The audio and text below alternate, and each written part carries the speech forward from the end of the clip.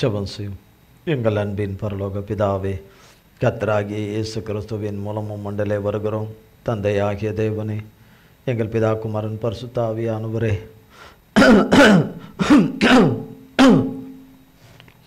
மூவராய் ஒன்றாய் இருக்கிற எங்கள் இயேசு மகாராஜாவே, நீர் தந்த ஆவியானவராகிய தகப்பன் மூலமாக எங்களோடு கூட இந்த நாளுக்குரிய வார்த்தையும் வசனத்தினாலே எங்களோடு கூட பேசுவீராக. வார்த்தையாகிய தேவனே, வசனமாகிய நித்திய ஜீவனாகிய தேவனே, உம்முடைய வார்த்தைகள் ஆவியும் ஜீவனும் வல்லமை உள்ளதாய் இருக்கிறதே தகப்பனே. மெய்யாகவே நீரே எங்களுக்கு வேதத்திலிருந்து உம்முடைய வார்த்தையின் மூலமாய், உம்முடைய சத்திய வசனங்கள் மூலமாய் நித்திய ஜீவனாகிய நித்திய வெளிச்சமாகிய எங்களுக்காக யாவையும் செய்து முடித்ததை பெற்றுக்கொள்ளும்படி செய்கிற உம்முடைய ஜீவ வார்த்தைகளாகிய அல்லேலூயா பிரமாணங்களிலிருந்து எங்களுக்கு ஆவியானவர் மூலமாய் எங்களுக்கு பெற்று தருவீராக. ஆவியானவரே, கிறிஸ்து இயேசுவின் நாமத்தினாலே தந்தையே மெய் பாதம் பணிந்து அடைக்கிறோம். அப்பா, தாளிலும் தூம்பிலும் சாம்பலிலும் இருந்து எளிவன் உம்மை நோக்கி கூப்பிடுகிறேன். கடந்து வருவீராக. எங்களை முற்றிலுமாய் தாழ்த்தி உம்முடைய சமூகத்திலே கூப்பிடுகிறோம். வாரும் ஆவியானவரே, தகப்பனே, வாங்க என்று கிறிஸ்து இயேசுவின் நாமத்தில் அடைக்கிறோம். பொறுப்படுத்திக் கொள்ளும். மண்ணோட்டை மறைத்துக் கொள்ளும். மாம்சமும் இரத்தமும் வேதத்தில் நீர் கூடாதவைகளும் புறம்பானவைகள் ஒன்று கூட எண்ணிலே ஒரு காலமும் ஒருபோதும் காணக்கூடாதபடி ஆட்டுக்குட்டியானவருடைய தூய நாமத்தினாலும் இரத்தத்தினாலும் அக்கினினாலும் எண்ணிலே சுட்டெரிக்கப்பட்டு போவதாக. உம்முடைய நாமமும் இரத்தமும் மன்னிப்பும் கிருபையும் இரக்கமும் உம்முடைய அன்பும் வல்லமையும் பலனும் உம்முடைய அக்கினியும் உம்முடைய சத்துவம் சாரமும் உம்முடைய கிருபா வரங்களும் ஆண்டவரே, என்னையும் ஆண்டவரே உம்முடைய பிள்ளைகளையும் லைவில் இணைந்திருக்கிற பிள்ளைகளையும் ஆண்டு கொள்வதாக, ஆளுகை செய்வதாக நிரப்பி ஆண்டு கொள்ளும். உம்முடைய எங்கள் யெகோவா தேவனுடைய நாமமும் கர்த்தராகிய இயேசு கிறிஸ்துவனுடைய நாமமும் பரிசுத்த ஆவியானவருடைய நாமம் மட்டுமே, தகப்பனுடைய நாமம் மட்டுமே மகிமைப்படுவதாக. இயேசு கிறிஸ்துவின் மூலம் ஜெபிக்கிறோம் பிதாவே. ஆமென், ஆமென், ஆமென். கர்த்தருடைய நாமத்திற்கு ஸ்தோத்திரம். குறித்த காலம் கர்த்தர் அதை பேசுகிறாரு. ஆனால் எடுத்துக்கொள்ளுகிறவங்களுக்கு அது பலனை கொண்டு வரும். எவ்வளோதான் கேட்டாலும், எவ்வளோ கர்த்தரை கண்ணால் பார்க்கல, ஆனால் கர்த்தர் இருக்கிறார் நல்லா தெரியும், உணர்றோம், அறியறோம். கர்த்தர் பாராட்டுகிற காரியங்களில் பார்க்குறோம். எவ்வளோதான் கேட்டாலும் கண்டாலும், அவர் செய்கிற காரியங்களை, நடத்தி வந்த காரியங்கள் வழியாய் கடந்து வந்தாலும், நாங்கள் இருக்கிறபடியே தான் இருப்போம், நாங்கள் இருக்கிறபடியே தான் சிந்திப்போம், நாங்கள் இருக்கிறபடியே தான் யோசிப்போம், நாங்கள் பார்க்குறபடியே தான் பார்ப்போம், நாங்கள் எண்ணுகிறபடியே தான் நடப்போம். மூளை எங்களுடையது, கண்ணு எங்களுடையது, சிந்தனை எங்களுடையது எல்லாம் எங்களுடையது என்று சொல்லி நாம் நடந்து கொள்வோமானால் தேவனுக்கு மிகுந்த வருத்தத்தை உண்டு பண்ணும். ஆதி குடும்பமே தேவனுடைய வருத்தத்தை சம்பாதித்தது. பிறகாலே தேவன் வைத்து அவர் நம்பின குடும்பங்கள் எல்லாமே தேவனுடைய வருத்தத்தையும் கோபத்தையும் சம்பாதித்தது. நாமும் தேவனுடைய கோபத்தை கீழ்ப்படியாதனாலே கோபத்தையும் வருத்தத்தை சம்பாதித்தோம். திருப்பி தேவன் நடத்துகிற நடத்துதலனுடைய ஆழங்களை இந்த பூமியில் அறிகிற மனிதன் இந்த உலகத்தில் எவனுமே கிடையாது, எவளும் கிடையாது. இந்த பூமியில் ஒருத்தர் கிடையாது கர்த்தருடைய மனதின் ஆழங்களை அறியக்கூடியவர்கள். ஒருவருக்கு அதை ஏதாவது அதிலிருந்து ஒரு சின்ன கடுகு எடுத்து பிட்டு கொடுத்தாதான். கர்த்தருடைய ஆவியானவர் நடத்துகிறார் ஒவ்வொருவரையும். அதனால் எனக்கு எல்லாமே தெரிஞ்சிருன்றதெல்லாம் தெரியவே தெரியாது. தேவன் தெரியப்படுத்தவும் மாட்டார். தெரியப்படுத்த வேண்டியவைகளை மட்டுமே தெரியப்படுத்துவார், மற்றவைகளை தெரியப்படுத்த மாட்டார்.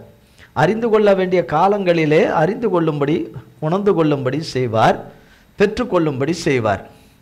அதிகத்தனமான கேள்விகள் கர்த்தர் நம்மை சந்தோஷப்படுத்தவும் என்று நினைக்கிறோம். இல்லை, நமக்கு மிகப்பெரிய தண்டனையாய் வந்துடும். கேள்விகளும் நம் கணக்கில் அடங்கா நாம் பேசும் வார்த்தைகளை தேவன் வேதத்தில் எழுதி வைத்திருக்கிறார். உன் வாயின் வார்த்தைகளாலே நீ நீதிமானாக்கப்படுவாய் அல்லது குற்றவாளியாக தீர்க்கப்படுவாய். ஒவ்வொருவருடைய வாயின் வார்த்தைகளும் மனதில் என்றதும் வார்த்தை தான், யோசிக்கிறதும் வார்த்தை தான். அது கண்ணில் பார்க்க முடியாது. அந்த எண்ணங்களையும் யோசனைகளையும் எல்லாம் சரீரத்தில் பாவம் செய்ய மாட்டாங்க, எதிலையும் செய்ய மாட்டாங்க. இந்த சரீர பிரகாரமாக சின்ன ஒரு கடுகளை கூட பாவம் செஞ்சுருக்க மாட்டாங்க. அவங்களுடைய மனதின் எண்ணங்களிலே பாவங்கள் இருக்கும், அவங்களுடைய யோசனைகளிலே பாவங்கள் இருக்கும். சரீரத்திலும் சரீர கிரியைகளிலும் பாவம் இல்லாமல் இருக்கும், பாவமே செய்திருக்க மாட்டார்கள்.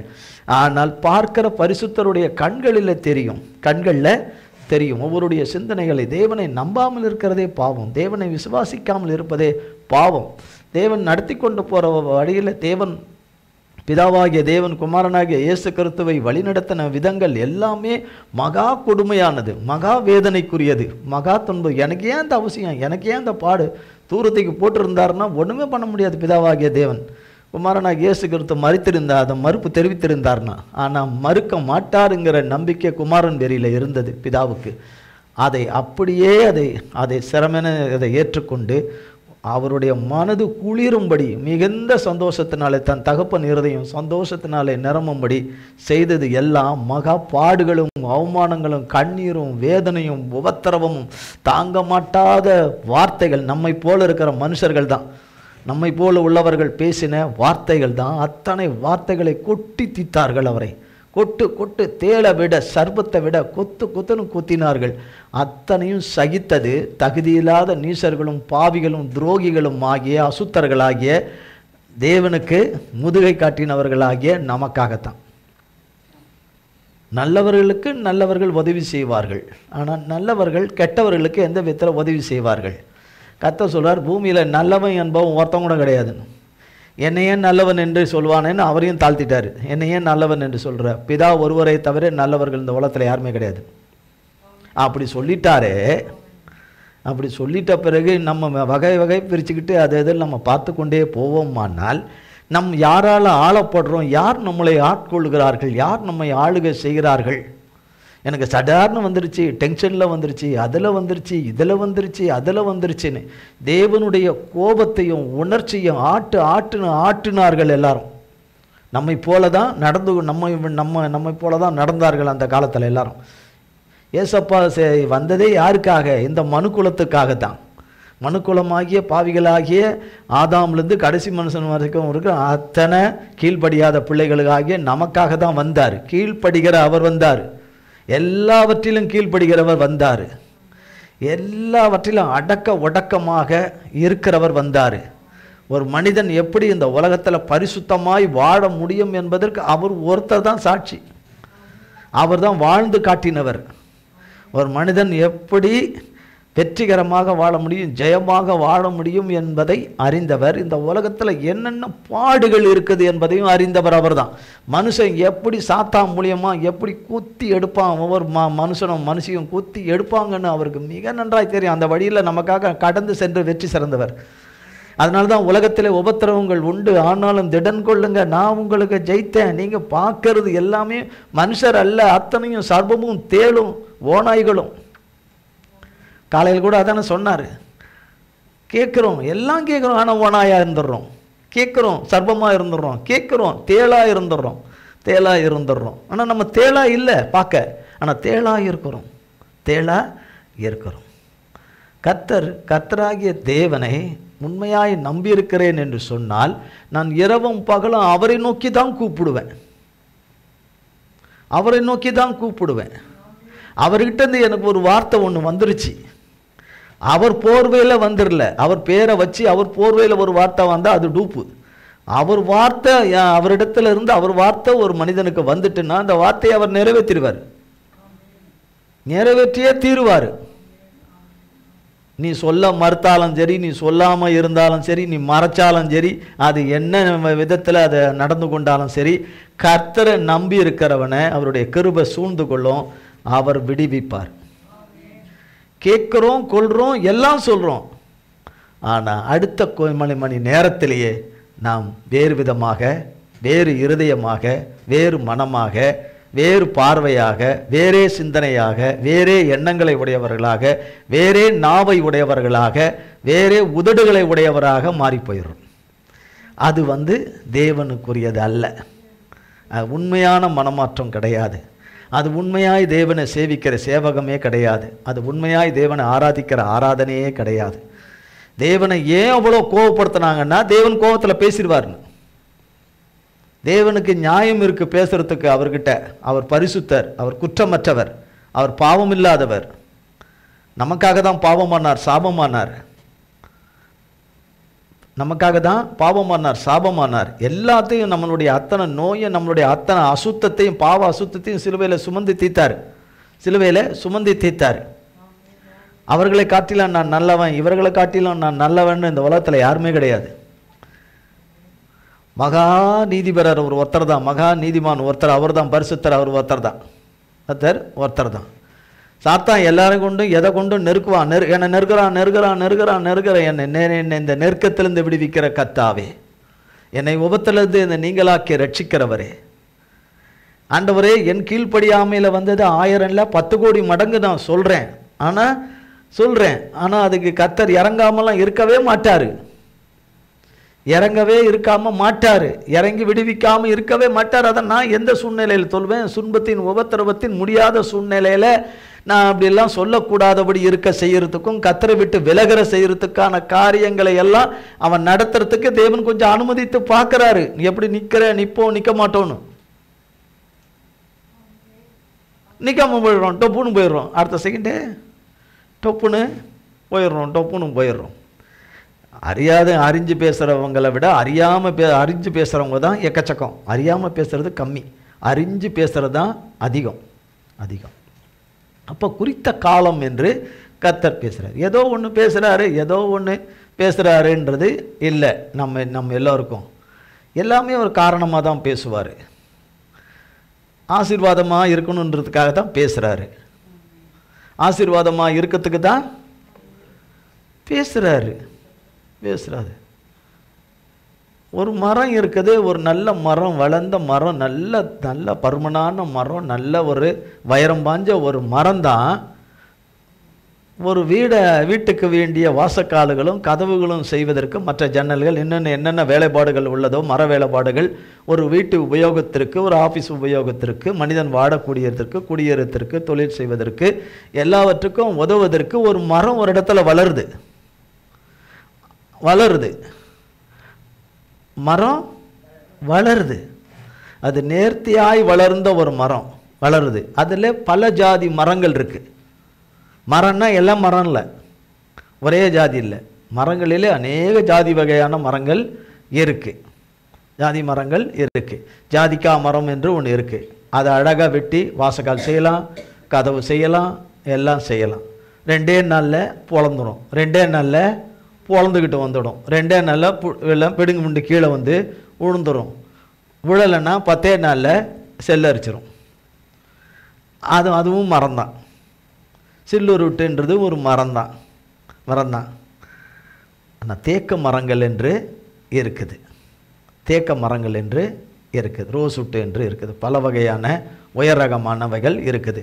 அவைகளெல்லாம் கதவுகளுக்கு போடுவாங்க. வேப்ப மரங்கள், அந்த காலத்தில் வேப்ப மரங்கள் இதெல்லாம் போடுவாங்க. ஆனால் எந்த காலத்திலும் எல்லா மழைக்காலங்கள், வெயில் காலங்கள் எல்லாவற்றிலும் ஈடு செய்யக்கூடிய மரங்களை தான் பெரும்பாலோர் பயன்படுத்துவாங்க. செல்லரிச்சிடாதபடி இருக்க, பூச்சிகள் அரிச்சிடாதபடி இருக்க, 50 வருடமாவது, குறைஞ்சபட்சம் 50 வருடங்களுக்கு மேலே வரணும் என்பதன் அடிப்படையில் தான் சிலர் 100 ஆண்டுகள் வருது அப்படி கூட. அது எங்கே இருக்குது? ஒரு இடத்துல வளருது.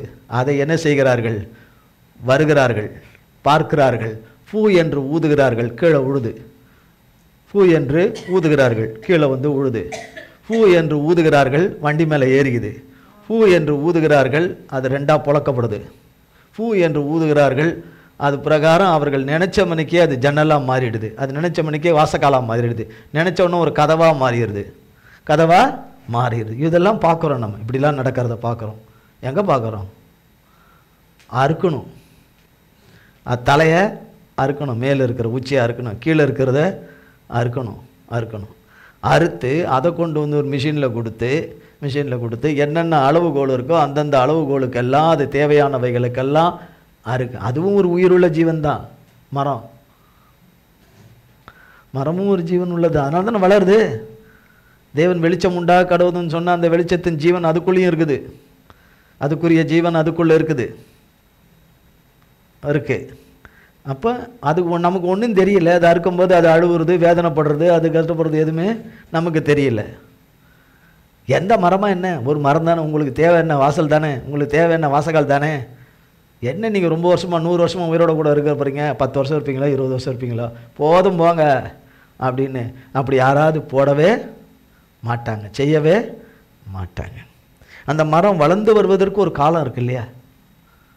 இல்லை, அது வச்சோடனே அது ஒரே வருஷத்தில் நல்ல செடி வந்து மரமாயிரும், நல்ல உயர்ந்த பெரிய மரமாயிரும். எங்கேருந்து வரும்? அது பெரிய வரும். அது நல்லா வளர்ந்து நல்ல 4 பேர் சேர்த்து பிடிக்கிற அளவுக்கு ஒரு பெரிய பிரம்மாண்டமாக தான் நம்ம எப்படி பார்ப்போம், ஆச்சரியமா. அதுபோல் வேதத்தில் மரங்களை மனுஷனுக்கு ஒப்பிடப்படுகிறது. அவனுடைய வாழ்நாளும் அப்படி ஒப்பிடப்படுகிறது. நல்ல உயர்ந்த கேதுரு மரங்கள், கேதுரு தேவதாரு மரங்கள் அவனுடைய ஆசீர்வாதத்தை குறிக்கிறது. அதெல்லாம் வளர்ந்து வந்து அதை அந்த நிலையை அடைவதற்கு கொஞ்சம் காலம் பிடிக்குது இல்லையா? ஒரு பிள்ளை தாயின் கருவிலே கர்த்தருடைய அனுக்கிரகத்தினாலே அந்த தகப்பன் தாய்க்கு ஒரு பிள்ளை கருவிலே உருவாகி வருகிறது. குழந்தை உண்டாயிற்று என்று சொன்ன மாத்திரத்திலே, குழந்தை இல்லாமல் சில வருஷங்களை கடந்து வர்றவர்களுக்கு குழந்தை உண்டாயிற்று என்று சொன்ன மாத்திரத்திலே கர்த்தர் இந்த வருஷத்தில் இந்த மாதத்தில் அதுதான் காலம். அந்த காலத்தில் கர்த்தர் ஒரு பிள்ளையை கர்ப்பத்திலே உருவாகும்படி செஞ்சிட்டார். வாங்க எல்லாரும் என் வீட்டுக்கு வாங்க, இன்றைக்கி நாங்கள் பிரியாணி போடுறோம். இன்றைக்கி அவங்கள டிஸ்சார்ஜ் பண்ணுறாங்க. இன்றைக்கி குழந்தை உண்டாயிருக்கு, சாயங்காலம் டிஸ்சார்ஜ் பண்ணுறாங்க. சொல்லுவாங்கள்ல, எந்த ஊரில் சொல்கிறாங்க குழந்தை உண்டாகி சாயங்காலம் டிஸ்சார்ஜ் ஆகி வாங்க பிரியாணி போடுறேன்னு? எந்த ஊரில் சொல்கிறாங்க? குழந்தை உண்டாகி அது தேவ கரத்தினால காக்கப்பட்டு இரவும் பகலும் தேவனுடைய கண் அதை பார்த்து தேவ கரம் அதை மூடி மறைச்சி அதை பத்திரமா அந்த குழந்தை உருவாகி அதுக்கு குறித்த காலமாகிய 9ஆம் மாதம் 10வது மாதம் அந்த நாளில் இந்த என்ன நேரம் வேலையோ அப்போ தான் பிறக்குது. அது ஆப்ரேஷனோ சுகப்பிரசவமோ அது கர்த்தரால் பிறக்குது. அதுக்கு இடையில 8ஆம் மாதமே நாங்களே எடுத்துடுறோம் அப்படின்னு இப்போ நிறைய நடக்குது. அந்த மாதிரிலாம் எடுத்தால் ஆபத்து. மருத்துவத்துறையில் மிகப்பெரிய ஆபத்து என்று எச்சரிக்கிறார்கள். மிகப்பெரிய ஆபத்துன்னு. வேறு நெசசிட்டி, வேறு வழி இல்லை. 8ஆம் மாதத்தில் குறப்பிரசவமாக பிறக்க வேண்டிய சூழ்நிலை பிறந்துட்டுன்னா அது இன்குபேட்டரில் வச்சு காப்பாற்றுகிறார்கள், செய்கிறார்கள். அதற்கு வேண்டிய இதுகள்லாம் கிடைக்கிது. ஆனால் முன்கூட்டியே அந்த குழந்தைய வெளியே எடுத்துடணும்னு சொல்லி தீர்மானித்து எடுக்கிறது அந்த குழந்தையினுடைய ஆயுசு காலம் கம்மியாயிடும். குழந்தையினுடைய சரீர அவயங்களில் பிரச்சனை வந்துடும், வளர்ச்சியில் பிரச்சனை வந்துடும், மூளையில் பிரச்சனை வந்துடும், கண்ணில் பிரச்சனை வந்துடும், அது சுவாசிக்கிற இருதயத்தில் பிரச்சனை வந்துடும். அதுபோல தான் ஆசீர்வாதம் நிறைவாய் கையில் வரத்துக்கு முன்னாடியே அது பாத்திரம் தகுதி இல்லாமல் கையில் வந்தால் கெட்டு போயிடும், அழிஞ்சு போயிடும்.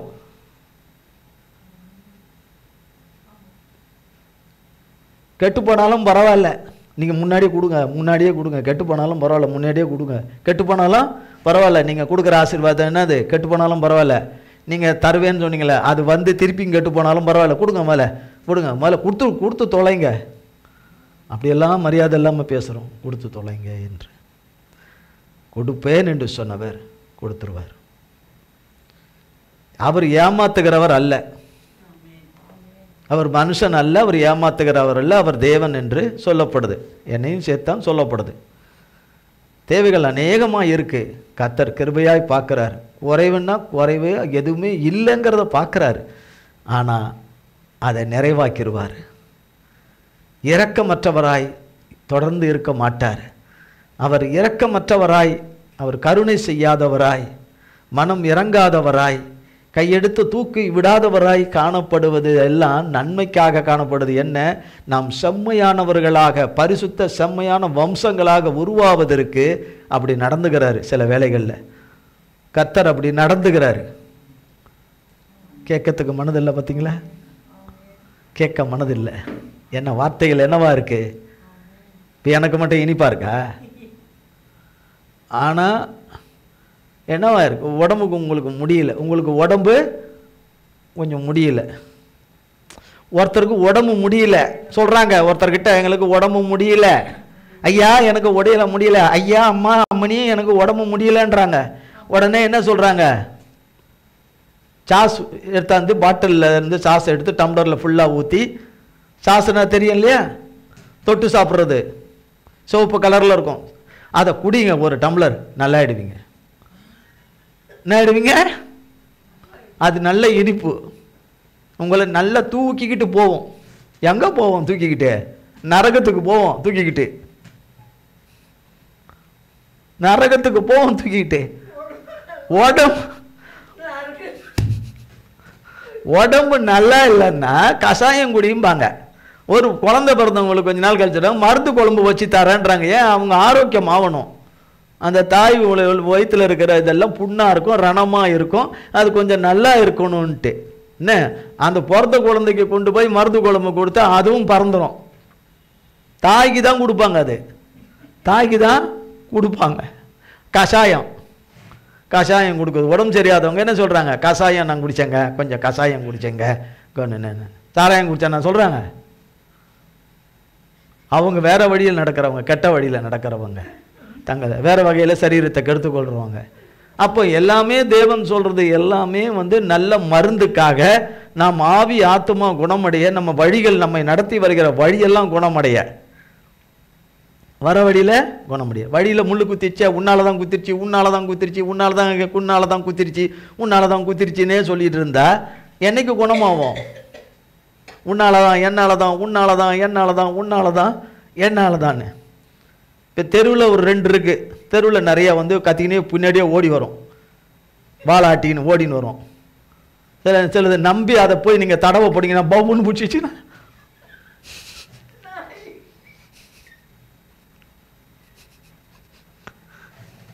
என்ன செய்யும்? 2 கடைசி குதிரை தெருவில் குதிரிட்டு இருக்குது.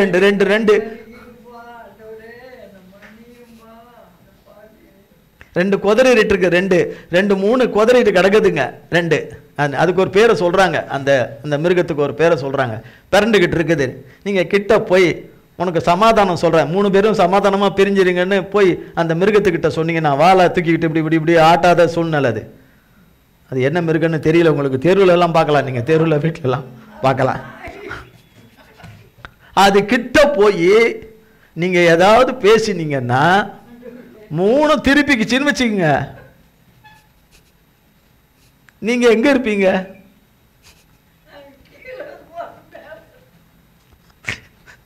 நமக்கு சிரிப்பு வருதில்ல? இவ்வளவு துன்பத்துல, கஷ்டத்துல, கண்ணீர்ல நமக்கு என்ன வருது?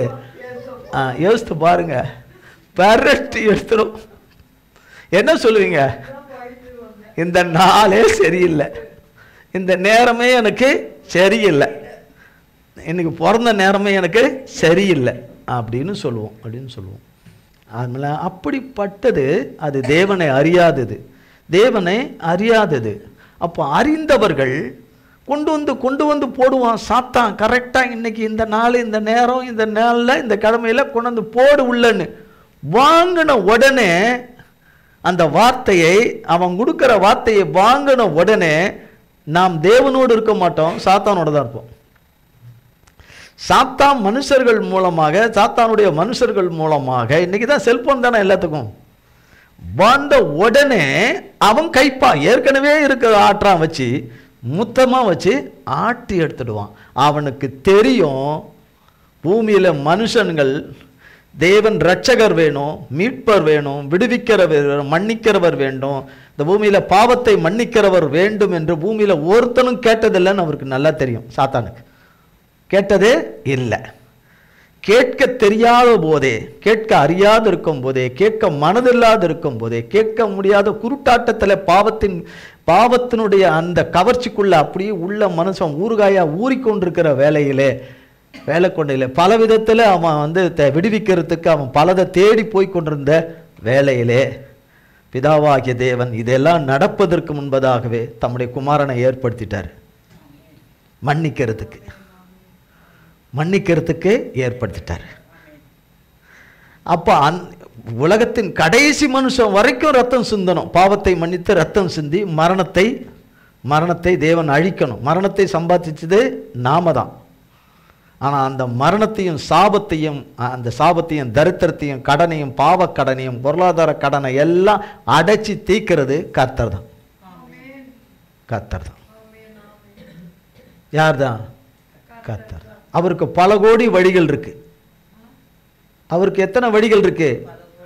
பல கோடி வழிகள் இருக்கு. மனுஷன் சொல்ற ஐடியா குப்பை, மனுஷன் போடுற ஐடியாவெல்லாம் குப்பையானது என்பதை அறியும்படி செய்கிற தேவன்.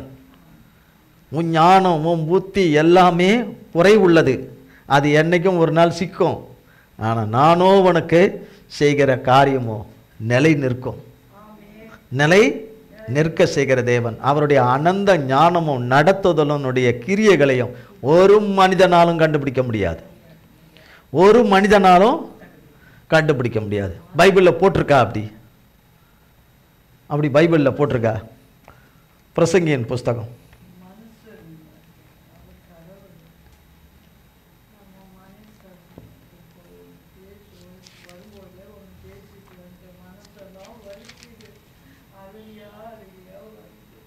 3ஆம் அதிகாரம் 11ஆம் வசனம்.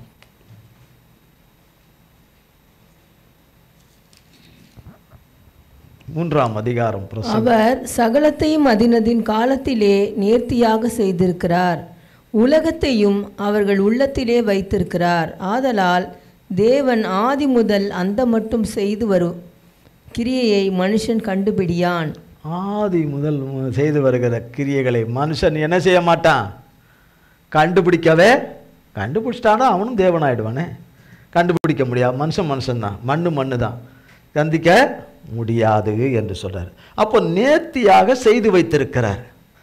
அதன் காலத்தில் நேர்த்தியாகனா நாம் விடுவிக்கப்படுகிறத செய்து வைத்திருக்கிறார், நாம் ரட்சிக்கப்படுவதற்கு செய்து வைத்திருக்கிறார், ஒரு நல்ல வேலை கிடைக்க செய்து வைத்திருக்கிறார், நல்ல வேலை உயர்வுக்குரிய நேரத்தை செய்து வைத்திருக்கிறார், பிள்ளை பாக்கியத்தை கொடுக்கிற ஒரு நேரத்தை வைத்திருக்கிறார், இன்னொரு பிள்ளையை வேணும் என்று கேட்கிறவர்களுக்கும் வைத்திருக்கிறார், இன்னும் எங்களுக்கு குடியிருக்க ஒரு வாசத்தலத்தை கொடுங்க என்றது வைத்திருக்கிறார், குடியிருக்கிற வாசத்தலத்துக்கு வருகிற ஆபத்துகளை அழித்து அதில் நிலை நிற்க பண்ணுங்க என்றதுக்கும் செய்து வைத்திருக்கிறார், இழந்ததை திரும்ப பெற்றுக்கொள்ளும்படி செய்து வைத்திருக்கிறார், பெற்றுக்கொண்டு நிலைத்து அதில் வளர்ந்து கனி தரும்படி வளர்ந்து விருட்சங்களாய் வளர்ந்து வரும்படி அனுக்கிரகம் பண்ணி வச்சிருக்கிறார், ஏராளமாய் செய்து வைத்திருக்கிறார். கர்த்தர் செய்து வைத்திருக்கிறார். சகிக்கிற காலம், சகிக்க மாட்டாத ஒரு காலத்தில் சகித்து போகிற ஒரு காலம், சகித்து போகிற, பொறுத்து போகிற, அத்தனையும் தாங்கி போகிற ஒரு காலம். எல்லா மனிதர்களும் சொல்வது, நான் ஏன் இந்த கஷ்டத்தை அனுபவிக்கணும், நான் ஏன் இந்த வேதனை, அவனால் இவனால் நான் எதுக்கு நான் அனுபவிக்கணும், நான் எதுக்கு அனுபவிக்கணும்னு. ஆனால் குமாரனாகிய இயேசு கிறிஸ்து மட்டும்தான் நான் ஏன் அனுபவிக்கணும்னு சொல்லாதவர். பாவமே செய்யாத சுத்த கணனாகிய அவர் தான் சொன்னவர். நான் ஏன் செய்யணும்ப்பா, அப்பா நான் ஏன் செய்யணும், நான் ஏன் செய்யணும், இந்த மனுஷனுங்களுக்காக, நாத்தம் முடிச்ச இந்த மனுஷனுங்களுக்காக. இங்கே வாங்கி தின்னுட்டு அடுத்த நாளே தின்னதை மறந்துடுறவனுங்க, நீங்கள் செய்கிறத அடுத்த நிமிஷமே மறந்துட்டு போகிறவனுங்க, நம்மளை வேண்டான்னு விட்டுட்டு சாத்தானை பிடிச்சிக்கிட்டு போனவனுங்க, சாத்தான் பேச்சை கேட்டுக்கிட்டு போனவங்க இவங்க 2 பேரும், ஆதாமும் ஏவாளும். அவர்களுடைய வித்தில் அறையில் நாமும் இருந்தோம் போனவங்க. இந்த போன கேஸ் இது எத்தனை அற்புதம் செஞ்சாலும் இதே தான் பண்ணும். இது ஆணவத்தால் பேசும், அகம்பாவத்தால் பேசும், பேருக்கு மன்னிங்கணும், அடுத்தவங்களை மன்னிக்காது, அடுத்தவங்களை மன்னிக்காது, மன்னிக்கிற மாதிரி காட்டும், ஆனால் உள்ளான மன்னித்து மறந்துடு, அதை பற்றி திருப்பி பேசாதன்னு சொல்லுவோம், திருப்பி பேசுவோம், திருப்பி பண்ணோம். இப்படிப்பட்ட மனுஷனுங்களுக்கு துர்நாற்றம்னா நாத்தம், அவனுடைய பாவ துர்நாற்றம், விபச்சார துர்நாற்றம், வேசித்தனத்தின் துர்நாற்றம், அவனுடைய கீழ்ப்படியாமையின் துர்நாற்றம், அவனுடைய எண்ணங்களினாலே வருகிற துர்நாற்றம். இப்படிப்பட்ட மனுஷனுக்கு நான் ஏன்பா போகணும் அப்படின்னு வாதிட கூட செய்யலை, ஒரு விவாதம் கூட பண்ணலை, ஒரு கருத்து கூட கேட்கல. அவர் சொன்னார், அப்படியே செய்தார். அது அத்தனை கொடிய மரணம். அது கல்வாரி மரணம் என்பது மகா கொடிய மரணம். அன்றைக்கு சேவகர்கள் அங்கே நடந்தது, பரிசேயர்கள் நடந்தது, அங்கே யாரெல்லாம் இருந்தார்களோ வேதபாரர்கள் எல்லாம், 100க்கு அதிபதியை தவிர மற்ற இருக்கிற சேவகர்கள், அங்கே சூழ்ந்திருந்த மக்களில் மற்ற தேவனுடைய பிள்ளைகளை தவிர மற்ற அத்தனை பேரும் அவரை தூஷிக்காதவர்களே கிடையாது, அவரை பரிகாசம் பண்ணாதவர்களே இல்லை, அவரை துப்பாதவங்களே இல்லை. அவரை என்னென்ன வார்த்தைகளில் அவரை பேச முடியுமோ அத்தனையும் பேசி முடித்தார்கள். தேவன் மறு உத்தரவு கொடுக்கவே இல்லை, அமைதியாக இருந்தார். சொரணை இல்லையா, சொரணை கட்டவனே, அது இல்லையா, மதி கட்டவனே, மயங்கிருக்கிறவனே, அப்படிப்பட்டவனே, இப்படிப்பட்டவனே, துப்பு கட்டவனே, அது கட்டவனே, வேசித்தனம் பிடிச்சவனே, விபச்சாரக்காரனே, அவனே இவனே, வேசிகளுக்கும் பாவிகளுக்கும் சிநேகிதனே, தூ என்று என்னென்ன பேசணுமோ அவரை, தேவனை அத்தனை பேசினார்கள். அடித்தார்கள், நொறுத்தார்கள், பிச்சார்கள், அடித்தார்கள், மூஞ்சில் அடிச்சினார்கள், மூஞ்சி மேலேயே துப்புனாங்க, என்னென்ன பண்ணணுமோ மண்டையை பிச்சு முடிய பிச்சு எடுத்தாங்க. எல்லாம் கேட்போம், கேட்டுட்டு திருப்பி எப்படி இருக்கிறோம் வருஷ கணக்கில், அதே மாதிரி தான் இருக்கும். நான் ஏன் இந்த பண்ணணும், நான் எதுக்கு இருக்க பண்ணணும்னு மறுத்திருந்தார்னால் குமாரனாகிய கிறிஸ்து பூமிக்கு வரமாட்டேன், இந்த நாத்தம் முடிச்ச மனுஷனுங்களுக்கு, இந்த கீழ்ப்படியாதவனுங்களுக்கு, இந்த துரோகிகளுக்கு வரமாட்டேன், இந்த பாவிகளுக்கு வரமாட்டேன், இந்த துன்மார்க்கர்களுக்கு வரமாட்டேன்னு சொல்லியிருந்தாருன்னா போச்சு. இன்னைக்கு வரைக்கும் விமோசனமே கிடையாது மனுஷனுக்கு, நான் பரலோகமும் கிடையாது, எந்த காரியத்திலும் பாவ மன்னிப்பும் கிடையாது, விடுதலையும் கிடையாது, யாரும் பரிசுத்தமாக வாழவே முடியாது, சமாதான வாழ்வு வாழவே முடியாது, நித்தியத்தின் வாழ்வும் கிடையாது. இது எல்லாம் குமாரன் மூலமாய் செய்தவர் கர்த்தராகிய தேவன்தான். அந்த தேவன்தான் எழுதி வச்சிருக்கிறார் ரோமர் 8:32. பிதாவாகிய தேவன் தம்முடைய ஒரே பேரான குமாரனையே கொடுத்துட்ட பிறகு மற்றதை உங்களுக்கு நான் எப்படி கொடுக்காம இருப்பேன்னு. அப்போ அதுக்கு ஒரு காலத்தையும் நேரத்தையும் வச்சிருக்கிறேன்றாரு. இதை அறிஞ்சு எவ்வளோ கேட்டாலும் நான் அப்படி தான் இருப்பேன், நான் அப்படி தான் பேசுவேன், நான் அப்படி தான் நடப்பேன், நான் அப்படி தான் கொத்துவேன், அப்படி தான் பீறுவேன், அப்படி தான் கொள்ளுவேன், அப்படி தான் நடப்பேன், அப்படி தான் மிதிப்பேன், அப்படி தான் கழுத்து மேலே நிற்பேன் அப்படின்னு சொன்னால் அவைகள் எல்லாம் குட்டி சாத்தான்களே தவிர வேற யாருமே இல்லை, வேற யாருமே இல்லை, குட்டி சாத்தான்களே தான் என்று சொல்லி கொன்ன உடனே உடனே வாங்கிட்டு வானத்துக்கும் பூமிக்கு நிற்கிறது எந்த சுவாபம்? தேவனுடைய சுவாபமே கிடையாது. தேவன் பட்ட அவமானத்தில் நம்ம கடுகளவு கூட கிடையாது. யோபு இழந்ததில் மனுஷனாகிய பரிசுத்த மனுஷனாகிய யோபினுடைய துன்பத்தை பார்க்கும்போது அதை விட குறைவு தான், அதை விட குறைவு தான். ஆனால் யோபு தன் வாயினாலே பாவம் செய்யலன்னு சொல்லப்படுது. அப்படின்னா ஏசப்பா இருப்பாரா? ஏசப்பா அப்படி இருந்திருப்பாரா? கிடையவே கிடையாது. அதை எண்ணி பார்க்கவே மாட்டோம். நாம் லேசாக அப்படி தட்டின உடனே ஒருத்தருடைய இது பட்ட உடனே நமக்கு ஒரு வேதனை வருது. அவன் அறிவீனமாக நடந்துக்கிட்டானே, புத்தீனமாக நடந்துக்கிட்டானே, தப்பு அவன் மேலே தானே என்று சொல்லி நம்ம என்ன சொல்கிறோம்? தின்றியா வேற என்ன தின்றோன்னு கேட்டுடுறோம். ஆனால் தேவனுடைய பிள்ளை எதை பார்ப்பாரு? தேவன் எதை பார்ப்பாரு? தேவனுடைய பிள்ளைகளா நாம் நடந்துக்கிறோமா இல்லையான்னு பார்ப்பார், பேசுகிறோமா இல்லையான்னு பார்ப்பார். அப்போ இவ்வளவு அப்போ நம்மளுடைய ஒரு தண்ணி இருக்கு, ஒரு தண்ணியிலேருந்து ஒரு தண்ணி எடுத்து மொண்டு குடிக்கிற தண்ணி மொண்டு குடிக்கிறோம். மொண்டு குடித்தா அதில் எந்த வண்டலும் இருக்கக்கூடாது, தண்ணி சுத்தமாக இருக்கணும். அப்போ எடுத்து குடிப்போம். எடுக்கும்போதே வண்டல் வந்துருச்சுன்னா அந்த தண்ணியில் என்ன இருக்கு? வண்டல் உள்ள தண்ணி அது. அப்போ இனிமேல் அப்படி இருக்கக்கூடாது. நல்ல தண்ணியில் நல்ல தண்ணி தானே வரும், நல்ல வார்த்தை தானே வரும், நல்ல வார்த்தை தானே வரும், நல்ல வார்த்தை தானே வரும். அப்போ இனிமேல் அப்படி இல்லாதபடி இருப்பது நல்லது, நல்லது, நல்லது. அப்போ தேவன் ஒரு குழந்தை பிறக்கிறதுக்கு ஒரு காலத்தை வைக்கிறார். ஒரு மரம் நல்ல ஜீவனுள்ள ஒரு மரம் உருவாகி வருவதற்கு நல்ல ஒரு பயன்பாட்டுக்கு ஒரு உயர்ந்தமான ஒரு மரம், தேவதாரு மரத்தை வெட்டணும்னா அது ரொம்ப அதிகம். 300 அடி 500 அடி 300 அடி 500 அடி உயரத்தில் இருக்கும். அது பிரம்மாண்டமாக இருக்கும், பிரம்மாண்டமாக இருக்கும். அது இன்றைக்கும் போடுறார்கள், டிவியில் போடுறாங்க. அவ்வளோ பிரம்மாண்டமாக இருக்குன்னு 10 பேர் சேர்ந்து கட்டி பிடிக்கணுமா அதை மரத்தை கை கோத்து. அப்படின்னா எப்படி இருக்கும்? அண்ணாந்து பார்த்தா பின்னாடி விழுந்துருவோன்றாங்க, அப்படி இருக்குன்றாங்க. தேக்க மரம்லாம் கிட்ட வர முடியாது, ரோஸ் விட்டு மரம்லாம் ரொம்ப காஸ்ட்லி, அது கூட கிட்ட வர முடியாதுன்றாங்க, அவ்வளோ காஸ்ட்லி அது. அப்படிப்பட்ட மரங்களையும் இந்த பூமியில் வச்சுருக்கிறாரு. அவைகளெல்லாம் மனுஷனுக்காக வச்சுருக்கிறார் உபயோகமாக. அது மனிதனும் குறிக்கிறது, மனிதனுடைய ஆசீர்வாதத்தையும் அது குறிக்குது, மனிதனுடைய ஆசீர்வாதத்தையும் குறிக்குது. அது ஒரு காலம் வரைக்கும் நல்லா வளர்ந்து வருது. அது போல் கீழே சத்துவத்தை, தேவனுடைய வார்த்தையாகிய சத்துவத்தை, தேவனுடைய வார்த்தையாகிய சத்துவத்தை தண்ணீரின் வாசனையை அது உரிந்து, அது வாசனைன்னா தேவனுடைய வார்த்தை, தேவனுடைய பிரசன்னம் வாசனை எடுத்து அந்த சாரத்தை எடுத்துக்கொண்டு வளருது. அதை காட்டிலும் மனிதர்கள் தேவனாலே, தேவனுடைய சாயலின்படி ரூபத்தின்படி சிருஷ்டிக்கப்பட்டவர்கள், விசேஷித்த மாணவர்கள் அல்லவான்ல பார்ப்பாரு இல்லையா? கட்டாயம் பார்ப்பாரு என்ன சொல்லி தேவனிடத்திலிருந்து எதையும் பெற்றுக்கொள்ள மனிதன் தகுதியற்றவனாய் இருந்தும் தேவனுடைய கிறிஸ்துவின் கீழ்ப்படிதலினாலே மனிதன் பெற்றுக்கொள்ள தகுதி உள்ளவனாய் மாறுகிறான். அவருடைய கீழ்ப்படிதலினாலே உண்டாகிற பலன் பாவ மன்னிப்பு, தேவனுடைய இரக்கம், மீட்பு, விடுதலை, ரட்சிப்பு, தேவன் சொன்ன நல்வார்த்தைகள் நிறைவேறுவது, தேவன் சொன்ன நல்வார்த்தைகள் நிறைவேறுவது. எசேக்கியேல் 34 அதிகாரம் 26, 34, 26. நான் அவர்களையும் என் மேட்டின் சுற்றுப்புறங்களையும் ஆசீர்வாதமாக்கி ஏற்ற காலத்திலே மழையை பெய்ய பண்ணுவேன். ஆசீர்வாதமான மழை பெய்யும். நான் அவர்களை என் மேட்டின் சுற்றுப்புறங்களையும் ஆசீர்வாதமாக்கினா பரிசுத்தமாக்கி, சுத்தமாக்கி, என் நம்பிக்கைக்குரிய பிள்ளைகளாக, இனி என் நம்பிக்கைக்குரிய பிள்ளைகளாக மாற்றி, இனி நான் 5 தாலந்து, நான் 10 தாலந்து கொடுத்தா அது 10 தாலந்த இன்னொரு 10 தாலந்தாக கொடுக்குற பிள்ளையாக மாற்றி, 5 தாலந்தை திரும்ப நான் 5 தாலந்தாக கொடுத்து, 1 தாலந்தை வைத்து மண்ணிலே புதைக்கப்பட்டவனாக இருக்கக்கூடாதபடி செய்யும்படி உருவாக்கி என் ஏற்ற காலத்தில், அப்போ கர்த்தர் ஒரு டைம் வச்சிருக்கிறார், ஒரு நாட்களை வைத்திருக்கிறார்.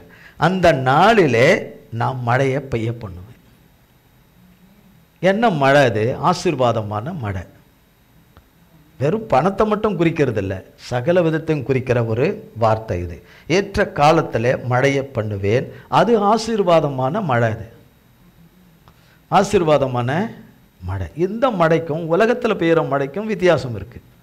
உலகத்தில் பெய்கிற மழை ஆசீர்வாதம் சொல்லிட்டு மாத கணக்காக பெஞ்சுதுன்னா என்ன ஆகும்? தண்ணியில் மிதந்துன்னு போவோம், அவ்வளோதான், வேற ஒன்றும் கிடையாது. தண்ணியில் கையை காலை ஆட்டாமல், கண்ணு கண்ணை திறந்து பார்க்காம தண்ணி மேலே போயின்னு இருப்போம், அவ்வளோதான். மாத கணக்கில் பெஞ்சா என்ன ஆகும்? வீட்டுக்குள்ளேருந்து தண்ணியை தானாகவே வெளியே கொண்டு வந்துடும். அது நம்மளை தண்ணியை கொண்டு வந்துடும், தண்ணியில் கொண்டாந்து தெருவில் அப்படியே ரோட்டில் மேந்துன்னு போவோம். மேலே 10 மாடி உயரத்துக்கு, 20 மாடி உயரத்துக்கு, 30 மாடி உயரத்துக்கு போவோம். ஒரு மாதத்துக்கு பெஞ்சுன்னா என்ன ஆகும்? 30 மாடி 40 மாடி 50 மாடி உயரத்துக்கு போவோம். யார் இருப்பா? அந்த காலத்தில் நோவா காலத்தில் நடந்தது போல் அப்படிப்பட்ட ஒரு கொடுமையாக இருக்கும். ஆனால் அந்த மாதிரி நடக்கிறதுலன்னு சொல்லியிருக்காரு. ஆனால் அப்படி பெய்யும், 1 மாதம் பெஞ்சா. ஆனால் ஆசீர்வாதமான மழை என்பதற்கு அநேக அர்த்தங்கள் இருக்குது. எவைகளாலே பாடுபடுகிறாயோ, எவைகளினாலே அவதி உறுகிறாயோ, எவைகளினாலே துன்புறுத்தப்படுகிறாயோ, எவைகளினாலே சர்பமும் தேடும் கொத்தி எடுக்குதோ, எந்தெந்த வீட்டில் கொத்தி எடுக்குதோ, குழந்தை இல்லைன்னு கொத்தி எடுக்குதோ, இன்னொரு குழந்தை 3 பொண்ணாக பிறந்துட்டும் கொத்தி எடுக்குதோ, 2 பொண்ணு பிறந்திருக்கு, இன்னும் அடுத்ததும் பொண்ணாக பிறந்து தொலையும், இதுக்கு மறுபடியும் எங்கடான்னு சொல்லிட்டு அப்படி கொத்தெல்லாம் இருக்குது, விதவிதமான கொத்து இருக்குது. இது வந்ததுனால தான் வீட்டிலலாம் நஷ்டமாகி போச்சு, இது வந்ததுனால தான் தொழில் இதாகி போச்சு, இது சேர்ந்ததுனால தான் இப்படி ஆச்சு, இந்த அப்பனால தான் இப்படி ஆச்சு, இந்த ஆத்தாவால் தான் இப்படி ஆச்சு, இந்த அம்மாவால் தான் இப்படி ஆச்சு, இந்த அக்காவால் தான் இப்படி ஆச்சு, இந்த அண்ணனால தான் இப்படி ஆச்சு, அவனால் இவனால் அவளால் இவளால் அவளால் என்று சொல்லுகிற அந்த சொன்னார் இல்லையா, தெருவில் 3 ஒன்றா சேர்ந்துன்னு பரலுன்னு பிறண்டுன்னு இருக்கு. அதுங்களுக்கு என்ன பிரச்சனையோ தெருவில் பரல்றதுக்கு, தெருவில் பரலும் கொப்புன்னு கப்புது. அதுக்கு ஒரு பேர் நீங்கள் நல்லா சொன்னீங்க, அதுக்கு ஒரு பேரை சொன்னீங்க, கப்புன்னு கப்புது. ஒன்று கப்புன்னு கவுது. அதை கொண்டாந்து வீட்டில் விட்டிங்கன்னா என்ன ஆகும்? அதுக்கு போய் இறக்கம் காட்டி எதை கொண்டு போய் வீட்டில் விட்டிங்கன்னா என்ன ஆகும்? அந்த மாதிரி குதறுகிறத எல்லாம் எடுத்து போடுகிற ஒரு ஆசீர்வாதமான காலம். தேவன் செய்யலையே என்று சொல்லவே முடியாது. தேவன் இப்படியெல்லாம் செய்திருக்கிறாரே என்று சொல்லுகிற காலம்.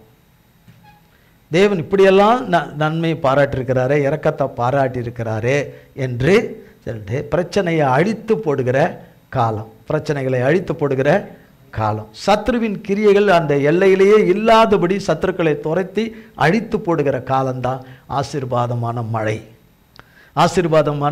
பணம் கஷ்டம் மட்டும் தீர்றது மட்டுமல்ல, மற்ற எல்லா பகுதியிலும் சமாதானத்தை கட்டளையிடுகிற தான் ஆசீர்வாதமான மழை.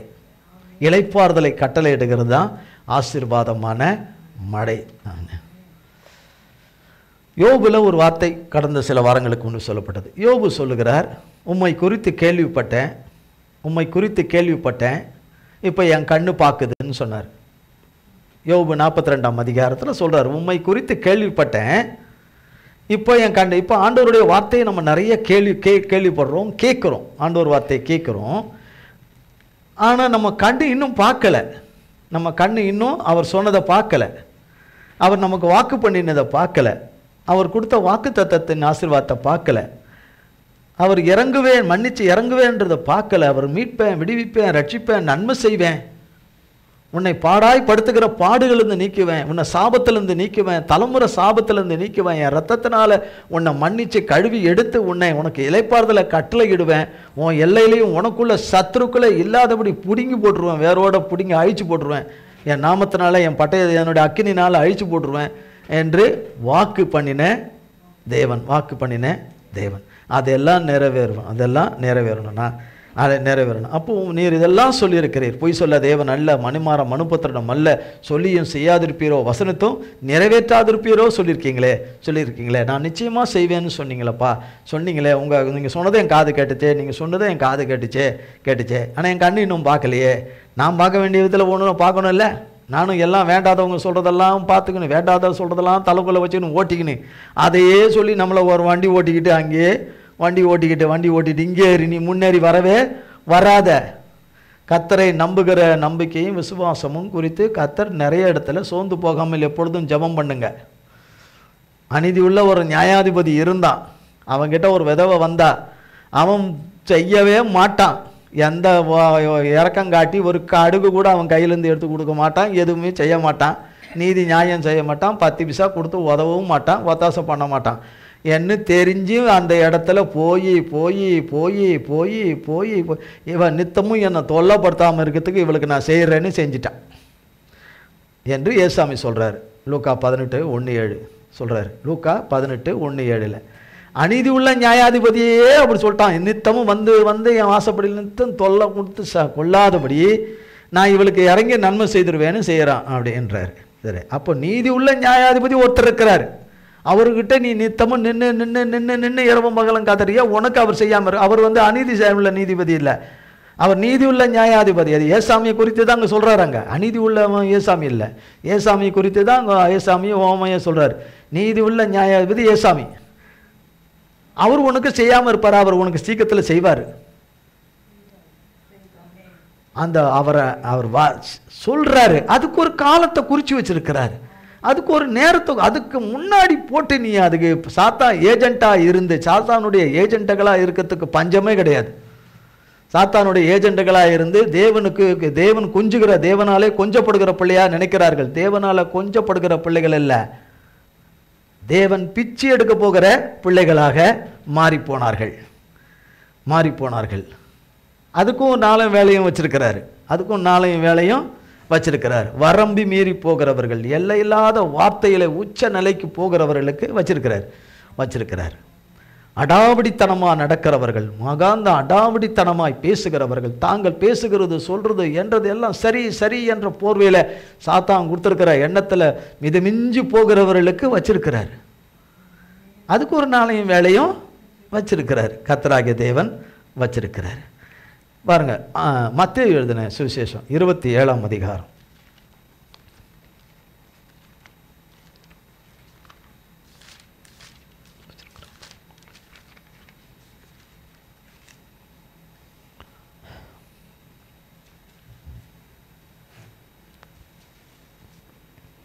அதிகாரம் 27 43. அப்பொழுது தேசாதிபதியின் போர் சேவகர் இயேசுவை தேசாதிபதியின் அரண்மனையிலே கொண்டு போய் போர் சேவகரின் கூட்டம் முழுவதையும் அவரிடத்தில் கூடி வரச் செய்து அவர் வஸ்திரங்களை கழற்றி சிவப்பான மேலங்கியை அவருக்கு உடுத்தி முள்ளுகளால் ஒரு முடியை பின்னி அவர் சிரசின் மேல் வைத்து அவர் வலது கையில் ஒரு கோலை கொடுத்து அவர் முன்பாக முழங்கால் படியிட்டு யூதருடைய ராஜாவே வாழ்க என்று அவரை பரியாசம் பண்ணி அவர் மேல் துப்பி அந்த கோலை எடுத்து அவரை சிரசில் அடித்தார்கள். அவரை பரியாசம் பண்ணின பின்பு அவருக்கு உடுத்தின மேலங்கியை கழற்றி அவருடைய வஸ்திரங்களை அவருக்கு உடுத்தி அவரை சிலுவையில் அறையும்படி கொண்டு போனார்கள். போகையில் சிரேனே ஊரானாகிய சீமோன் எனப்பட்ட ஒரு மனுஷனை அவர்கள் கண்டு அவருடைய சிலுவையை சுமக்கும்படி அவனை பலவந்தம் பண்ணினார்கள்.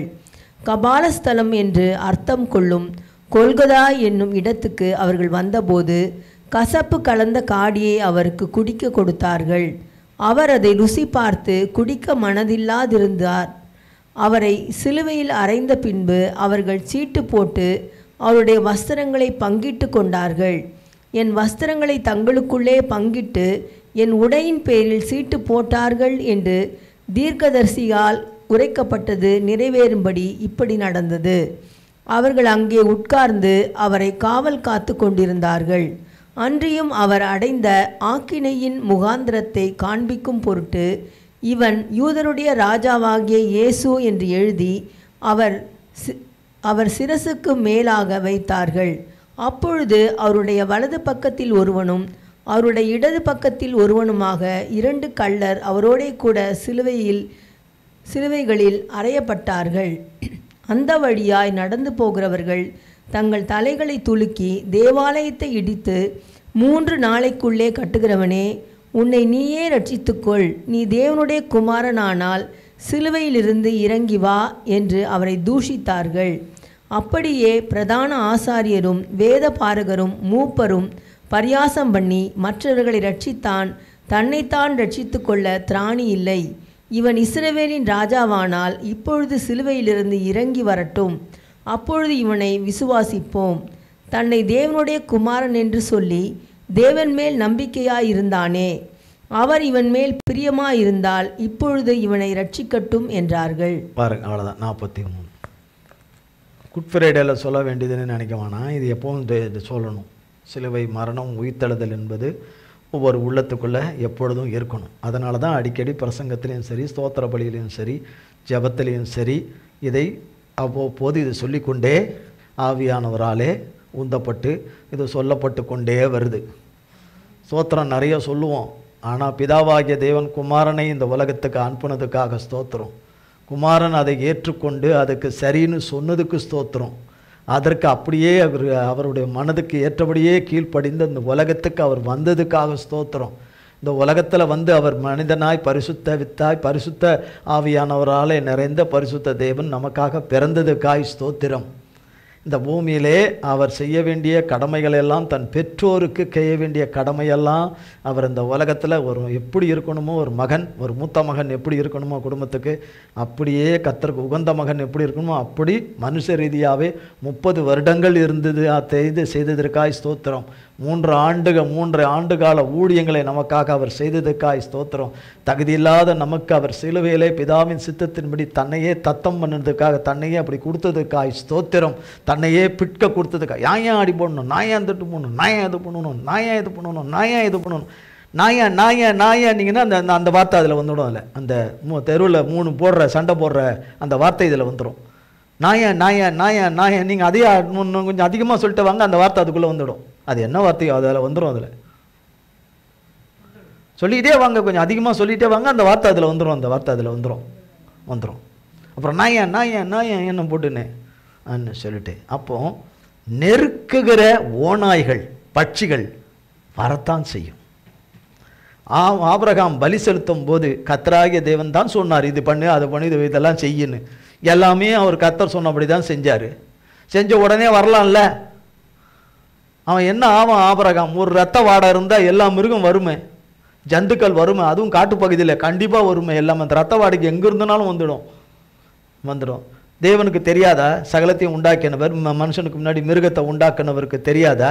கடைசியாக தான் மனுஷனை உண்டாக்குனார். மனுஷனுக்கு முன்னாடி மிருகத்தை உண்டாக்குனார். அந்த உண்டாக்குனவருக்கு தெரியாதா? வந்துடாத, பலி செலுத்தினா ஆபிரகாம் என் சிநேகிதன், எனக்கு பிரியமானவன், அவனுக்காக நான் பர்வத்தை விட்டே இறங்கி வர்றேன், வந்து பேசுகிறேன், என் சிநேகிதங்கிட்ட வந்து பேசுகிறேன். அவர் மகா பரிசுத்தர். அவருடைய பரிசுத்துக்கு முன்னாடி ஆபிரகாம் ஒன்றும் கிடையாது, நாம் ஒன்றும் கிடையாது. ஆபிரகாமுக்கு முன்னாடி நம்ம ஒன்றும் கிடையாது.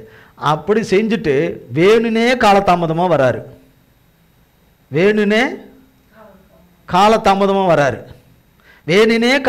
பண்ணுறீங்க, வேணுனே காலதாமதம் பண்ணுறீங்க அப்படின்னு சொல்கிறாங்க மனுஷர். தேவன் ஆபிரகாமை பழி வாங்கிறதுக்கு அப்படி பண்ணார். அதுலேயும் எது செய்தாலும் அதில் ஒரு அனந்த ஞானமும் அர்த்தத்தை வச்சு தான் செய்வார். அவரிடத்துல ஒரு தீமையை வச்சு செய்ய மாட்டார், ஒரு பழி வாங்குற நோக்கத்தில் செய்ய மாட்டார். அப்போ டைம் ஆகுது. ஆபிரகாம் விரட்டுறாரு, பறவைங்க வருது. அது மாதிரி தான் ஏன் பறவைங்க எல்லா ஃபோனில் வருது, நேரில் வருது, ஃபோனில் வருது, எதில் வருதோ எதெல்லாம் வருமோ அத்தனை பறவையும் பட்சினா பட்சிக்கிறது, பறவைகள், பட்சிக்கிற பறவைகள் வருது. ஆனால் அவர் எவ்வளோ தான் நீங்கள் கை வீசினே இருப்பீங்க, ஒரு கொசு உங்களால் விரட்டினதுக்குள்ளே கை டயர்டாகிடுது. ஒரு சிலர் கொசு இப்படி எட்டி அடிக்க போய் கீழே விழுந்தவங்களும் இருக்காங்க. கொசு அந்த பக்கம் பறந்து அது பாட்டு போயிட்டே தான் இருக்குது. கொசு பார்த்து தெரியும், எவ்வளோ பெரிய எருமக்கடா மாதிரி இருக்கான், 5 அடி 6 அடி இருக்கிறான், என்னை அடிக்க வர போய் அவன் போய் ஊந்து கிடாரான் பாருன்னு அப்படின்னு சொல்லிட்டு அது பாடு ஒரு ரவுண்ட் அடித்து பின்னாடி வந்து அவனை கடிச்சிட்டு ஒரே ஓட்ட முடியும். அப்போ விரட்டு கையெல்லாம் ஓஞ்சி போகுது. அவருக்கு டயர்டாக தூங்கிட்டார், அவ்வளோதான். எங்கே ராத்திரி ஆகிப்போச்சு, கர்த்தர் வந்துட்டார். முற்றிலுமாய் ஆபிரகாம் நம்பிக்கை இழந்தான் அங்கே போடப்படலை.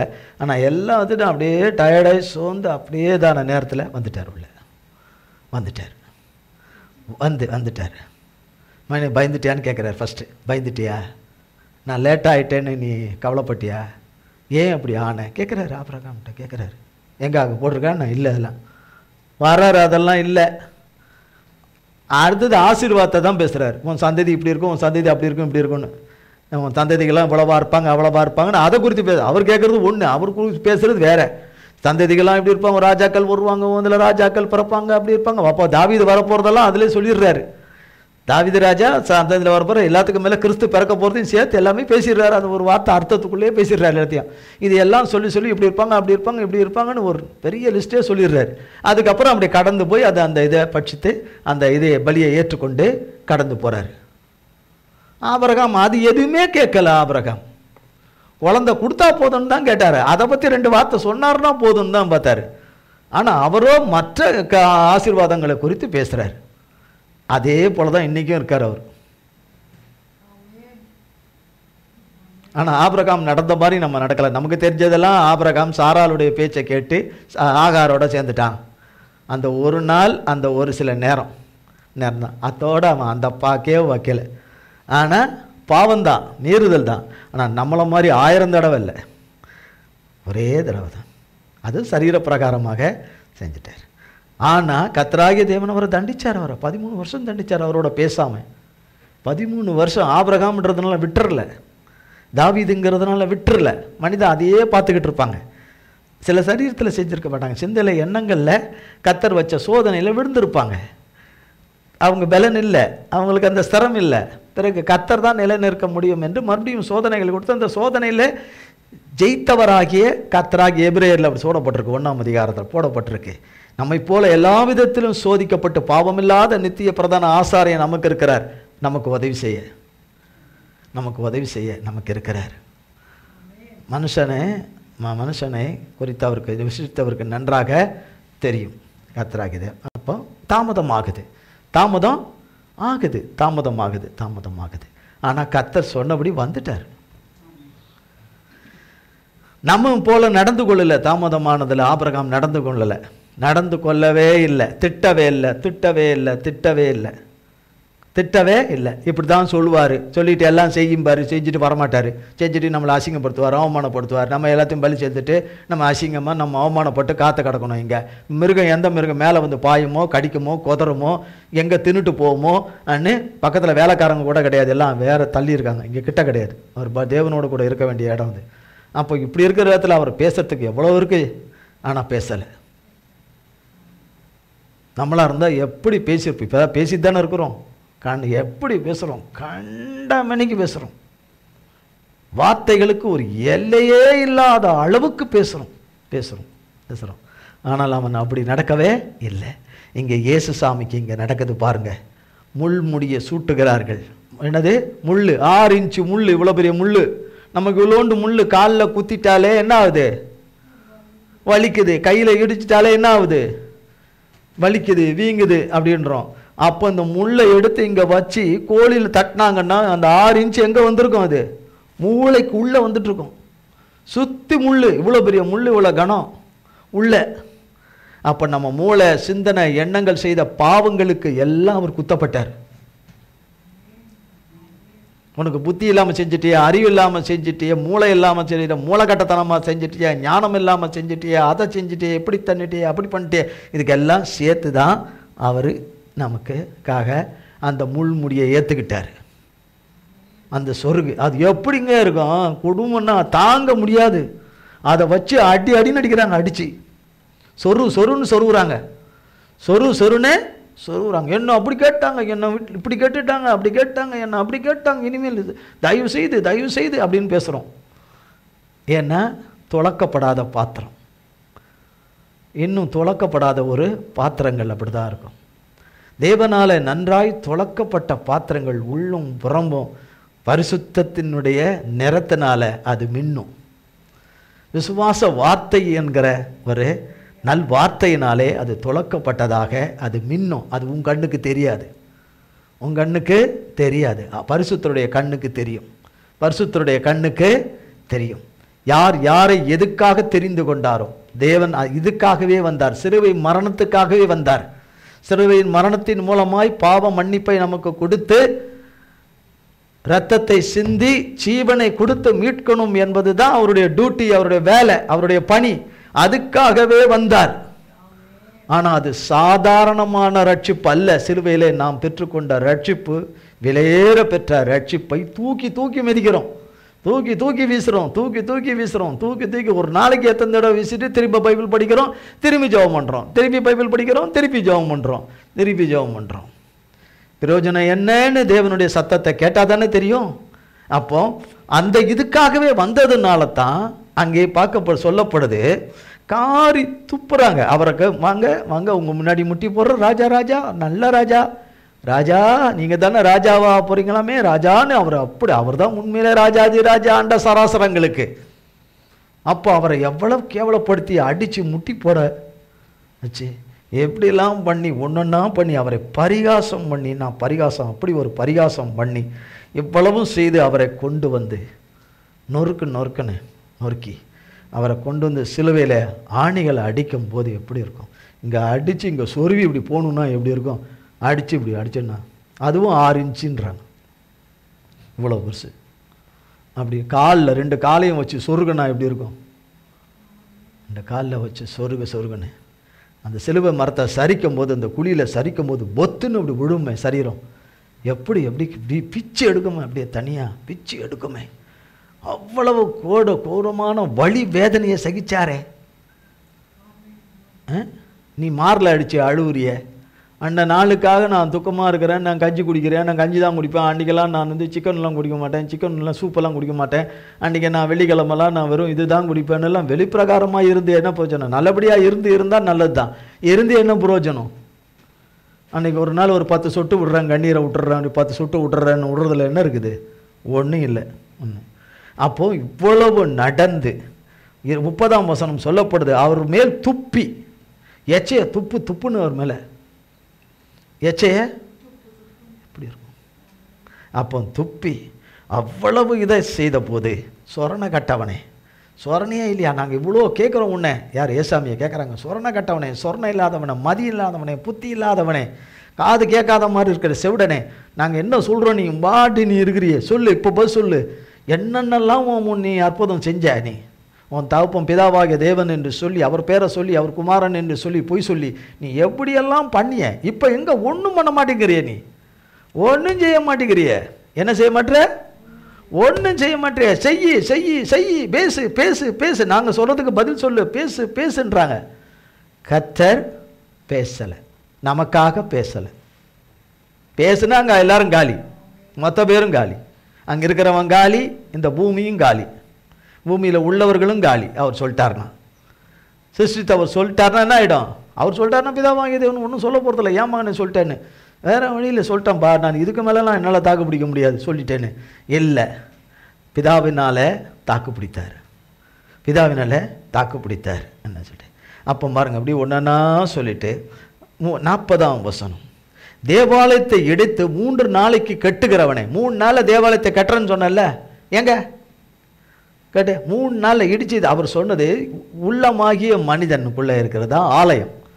இந்த ஆலயத்தை 3 நாளில் கட்டுவான்னா, மரித்து 3ஆம் நாள் உயிர்த்தெழும் போது இது தேவனுடைய ஆலயமாய் ஏற்றுக்கொள்கிறவனுக்கு தேவனுடைய ஆலயமாய் மாறிடும், மனுஷன் மாறிடுவான் கர்த்தரால. அதை குறித்து சொல்லப்பட்டதை அவங்க தவறுதலாக புரிந்து கொண்டு இந்த ஆலயத்தை கட்டடமாகி, அவர் சொன்னால் அடுத்த செகண்டே அது அப்படியே ஆகிடும், அது வேற விஷயம். ஆனால் அந்த அர்த்தத்தில் அவர் சொல்லலை. ஆனால் சொல்கிறான், 3 நாளில் பண்ணுறேன் நீ, 3 நாளில் பண்ணுறேன் நீ, 30 நாளில் பண்ணுறேன் நீ, 3 மாதத்தில் பண்ணுறேன் நீ, 6 மாதத்தில் பண்ணுறேன் நீ, எங்க சொல்லுன்றாங்க.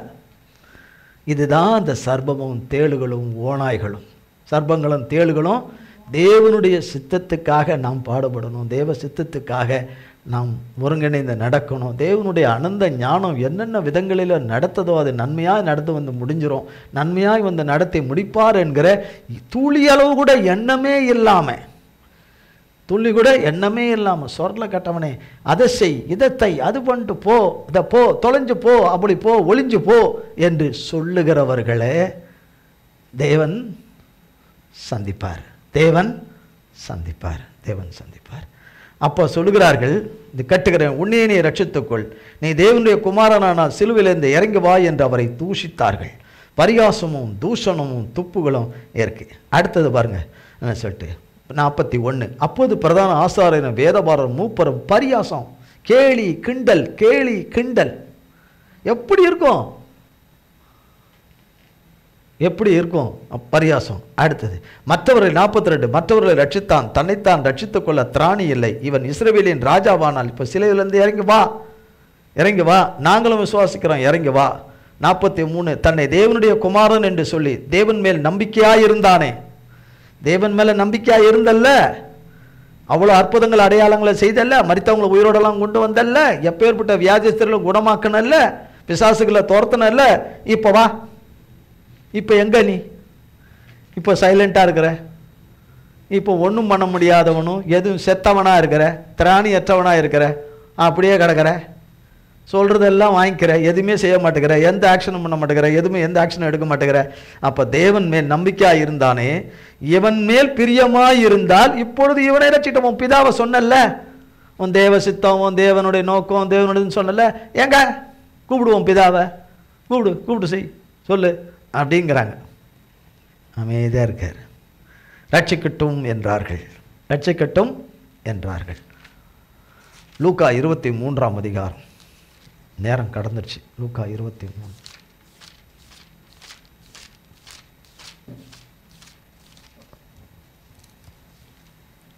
27 வசனம் 27.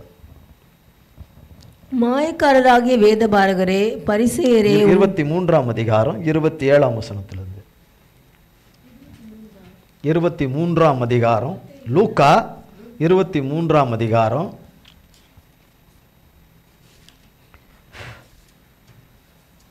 27 இருந்து.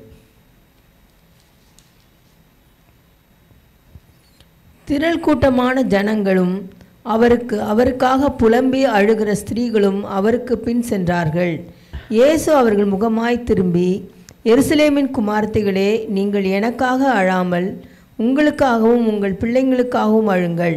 இதோ மலடிகள் பாக்கியவதிகள் என்றும் பிள்ளை பெறாத கர்ப்பங்களும் பால் கொடாத முலைகளும் பாக்கியம் உள்ளவைகள் என்றும் சொல்லப்படும் நாட்கள் வரும். அப்பொழுது மலைகளை நோக்கி எங்கள் மேல் விழுங்கள் என்றும் குன்றுகளை நோக்கி எங்களை மறைத்து கொள்ளுங்கள் என்றும் சொல்ல தொடங்குவார்கள். பச்சை மரத்துக்கு இவைகளை செய்தால் பட்ட மரத்துக்கு என்ன செய்ய மாட்டார்கள் என்றார். குற்றவாளிகளாகிய வேறே 2 பேரும் அவரோடே கூட கொலை செய்யப்படுவதற்கு கொண்டு போகப்பட்டார்கள். கபாலஸ்தலம் என்று சொல்லப்பட்ட இடத்தில் அவர்கள் சேர்ந்தபொழுது அங்கே அவரையும் அவருடைய வலது பக்கத்தில் ஒரு குற்றவாளியையும் அவருடைய இடது பக்கத்தில் ஒரு குற்றவாளியையும் சிலுவைகளில் அறைந்தார்கள். அப்பொழுது இயேசு, பிதாவே, இவர்களுக்கு மன்னியும், தாங்கள் செய்கிறது இன்னதென்று அறியாதிருக்கிறார்களே என்றார். அவருடைய வஸ்திரங்களை அவர்கள் பங்கிட்டு சீட்டு போட்டார்கள். ஜனங்கள் நின்று பார்த்து கொண்டிருந்தார்கள்.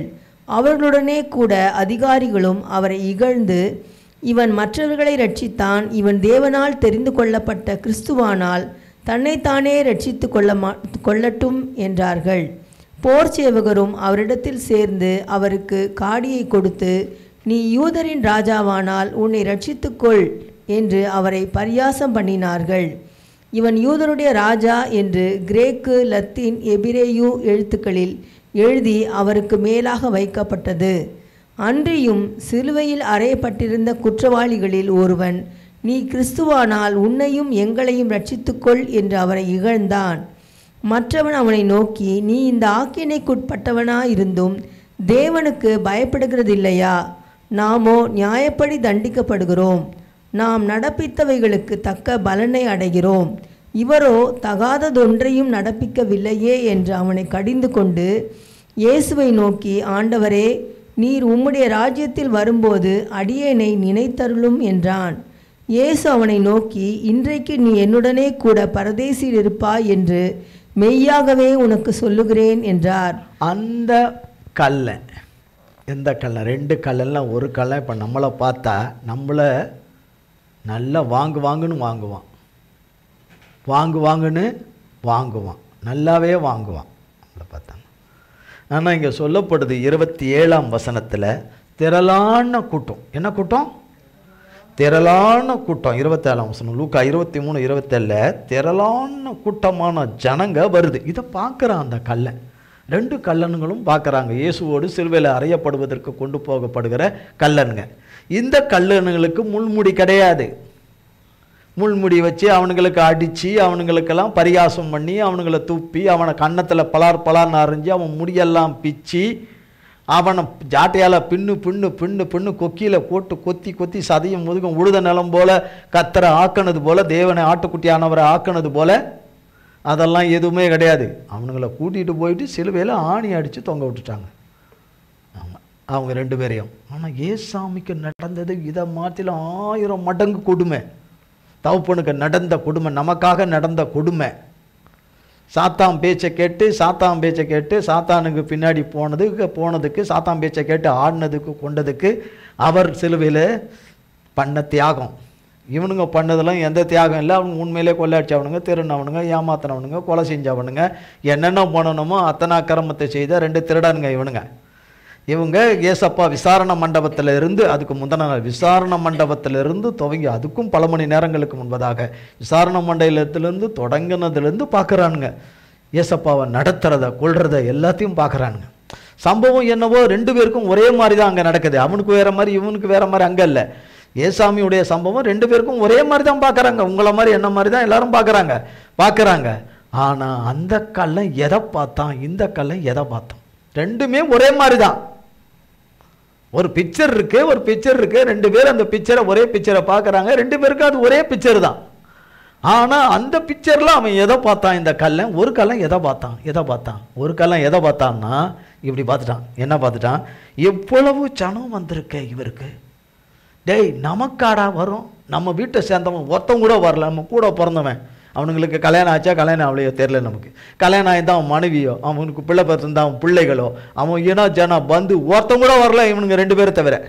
டேய், நமக்கு ஒருத்தரை நம்ம தவிர எவனும் கூட வரல. 2வது நம்ம சேர்ந்தவங்க தான் தெரிஞ்சால் அவங்களையும் பிடிச்சிக்குவானுங்க, அடிச்சுவானுங்க, உள்ளே கொண்டுன்னு. அதனால் எவனுமே வரல. இந்த திருடனுக்கு நான் அம்மா வந்தால் எவ்வளோதான், அப்பா நான் தான் தெரிஞ்சால் அவ்வளோதான், நான் தான் சகோதரன் சகோதரின்னு தெரிஞ்சால் அவ்வளோதான், நான் தான் உறவினர் தெரிஞ்சால் அவ்வளோதான், நான் தான் நண்பன் தெரிஞ்சான்னு யாருமே வரல இந்த 2 திருடனுங்களுக்கும். இப்போ இவ்வளவு ஜனம், திரளான ஜனம் வருது. அதுலேயும் ஸ்திரீங்க, ஏராளமான ஸ்திரீங்க அழுகுறாங்க, கதறாங்க. எப்படி இருக்காங்க பாருங்க இவங்க. நம்மளை மாதிரி கிடையாது. அழுகுறாங்க, கதறாங்க. அப்போ ஏசப்பா அவர்கள் முகத்தை பார்த்து, எருசலேமின் குமாரத்திகளே, நீங்கள் எடக்காக ஆடாதீங்க. ஏன்னா கிறிஸ்து ஏதோ மாட்டிக்கிட்டாரு, அவனுங்க பிடிச்சிக்கிட்டானுங்க. ஏதோ அவர் வேறு வழி இல்லாமல் மாட்டிக்கிட்டாரு, அவர் அற்புதம் செய்ய முடியாமல் மாட்டிக்கிட்டாரு, தப்பி வைக்க முடியாமல் மாட்டிக்கிட்டாரு அப்படின்னு. வேதத்தை நீங்கள் பார்த்தீங்கன்னா அவரை கொல்ல வந்த இடத்துல தான் அந்த இடத்த விட்டு மறைஞ்சிருவார், அந்த இடத்த விட்டு விலகிடுவார். அந்த இடத்துல அப்படியே அப்போ மறைஞ்சிடலாமே. அப்படி தான் யூதாஸ் நினச்சான். காட்டி கொடுக்குற மாதிரி காட்டி கொடுக்கலாம், 30 காசும் கிடைச்ச மாதிரி இருக்கும், ஏசப்பா டப்புன்னு தப்பிச்சிருவார் அப்படின்னு ஒரு கணக்கு போட்டுட்டான். அந்த அடிப்படையில் தான் யூதாஸ் கணக்கு போட்டான். ஆனாலும் அது தப்பு தான், அவனுக்குள்ளே சாத்தாம் பூந்தது. ஆனால் பாருங்க, ஆனால் இங்கே அழுகுறாங்க. நீங்கள் எனக்காக அழாதீங்க, பிள்ளைகளுக்காக, உங்கள் பிள்ளைங்களுக்காக அழுங்க. இதோ மலடிகள் பாக்கியவதிகள் என்றும் பிள்ளை பெறாத கர்ப்பங்களும் பால் கொடாத முளைகளும் பாக்கியம் உள்ளது என்று சொல்லப்படும் நாட்கள் வரும்ன்றார். ஒரு காலத்தை குறித்து சொல்கிறாரு. நான் கடந்து போயிடுவேன், கொஞ்சம் காலம் கழித்து வரும், இங்கே ஒரு பெரிய ஆபத்து வரும் உங்களுக்கு, அப்போ நீங்கள் அலறுவீங்க நீங்கள் எல்லாரும் அப்படின்னு சொல்கிறார். சொல்லி அதுக்காக அழுங்க. அப்படிப்பட்ட கொடுமைகள் உங்களுக்கு நேர்ந்துராதபடி, அப்படி சம்பவிக்க போகிறது உங்களுக்கு நேர்ந்துராதபடி அழுங்க. நான் இந்த வேலைக்காக தான் வந்திருக்கிறேன்னு சொல்லாமல் சொல்கிறார். அதுக்கு முன்னாடி சொல்கிறார், இந்த வேலைக்காக வந்தேன்னு ஒரு பகுதியில் யோவானில் சொல்கிறாரு. ஆனால் இவங்ககிட்ட சொன்னாராலும் தெரியாது, ஆனால் சொன்னார் கர்த்தர், இந்த வேலைக்காகவே நான் முழுக வேண்டிய ஒரு ஸ்தானம் இருக்குன்னு, சிலுவை மரணத்துக்காகவே வந்திருக்கிறேன்னு சொல்கிறாரு. அதுக்காக தான் வந்திருக்கிறாரு. அதுக்காக தான் தன்னை அவர் ஒப்பு கொடுத்ததுனால தான், இல்லைன்னா அவரை பிடிக்கணும்னு எப்பயோ பிடிச்சிருப்பாங்களே இல்லையா. தன்னை ஒப்பு கொடுத்ததுனால தான் அவங்க பிடிச்சிக்கிட்டாங்க, வந்தாங்கன்னு சொல்லிட்டு இங்கே செய்யுங்கன்னு ஒப்பு கொடுத்தா தான் சிலுவை மரணத்தின் ரட்சிப்பின் காரியம் நடக்கும். அப்போ இவைகளை எல்லாம் அவர் பிதா தீர்மானித்தது, சொல்லி கொடுத்ததை அப்படியே அப்படியே அப்படியே அப்படியே செய்கிறாரு. அப்போ இதை தெரியாத ஜனங்க, இயேசுவை நேசிக்கிற ஜனங்க, இவ்வளோ செஞ்சாரு, ஏன் இப்படி ஆயிட்டாரு, ஏன் மௌனமாயிட்டாரு, ஏன் பேசாதவராக மாறிட்டாரு, ஏன் கையாளாதவராக மாற்றிட்டாரு, திராணி இல்லாதவரை போல மாற்றிட்டாரு, ஒன்றுக்கும் உபயோகம் இல்லாதவராய் மாறிட்டாரு.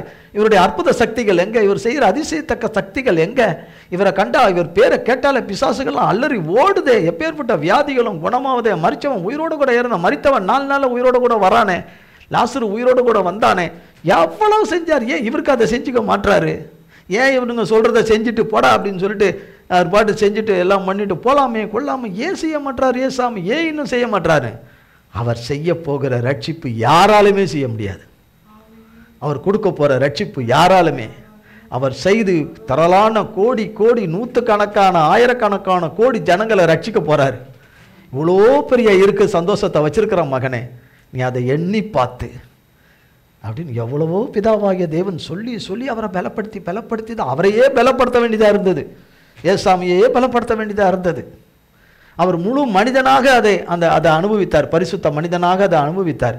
அவர் தேவனாகவே இருந்திருந்தார்னா அவருக்கு ஒன்றுமே தெரிஞ்சிருக்காது, எதுவுமே தெரிஞ்சிருக்காது, அவருக்கு ஒன்றும் பண்ணாது, அவருக்கு ஒன்றுமே பண்ணியிருக்காது.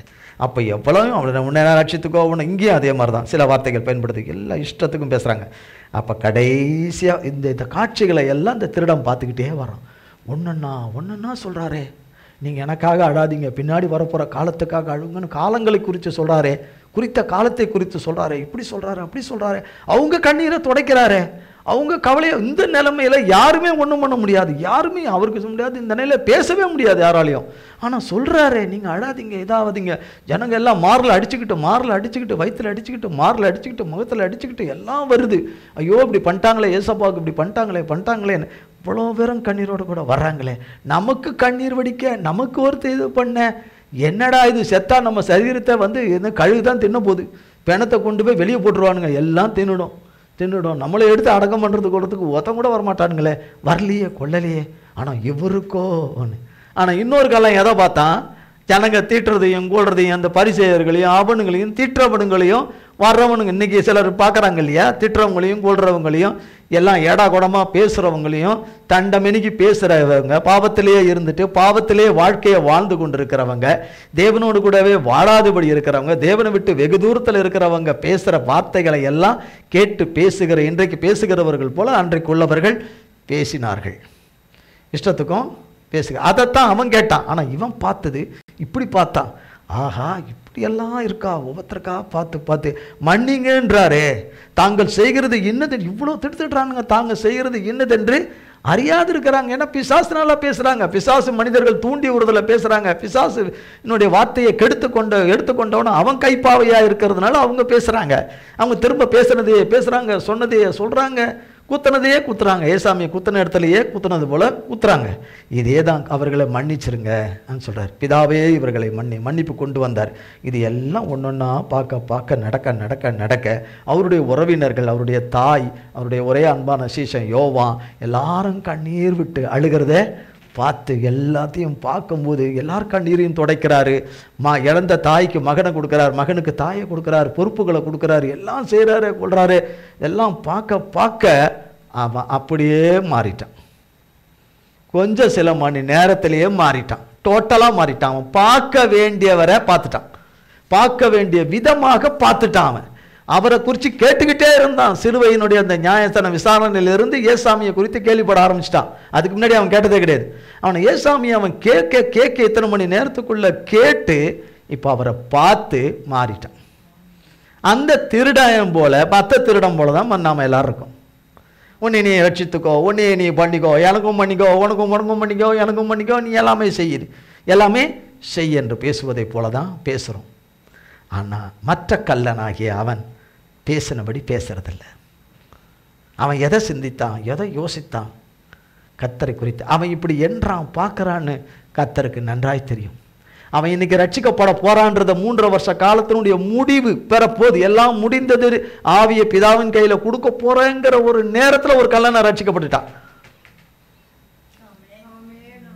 எந்த சர்ச்சுக்கும் போகாமல், எந்த ஆலயத்துக்கும் போகாமல், எந்த முழுக்க ஞானத்துக்கும் போகாமல், எந்த போதகர்கிட்ட ஜெபம் பண்ணாமல், எந்த ஊழியக்காரர்கிட்ட ஜெபம் பண்ணாமல், எந்த ப்ராப்பசியும் வாங்காமல், எந்த வாக்குத்தத்தமும் வாங்காதவன் இவன்.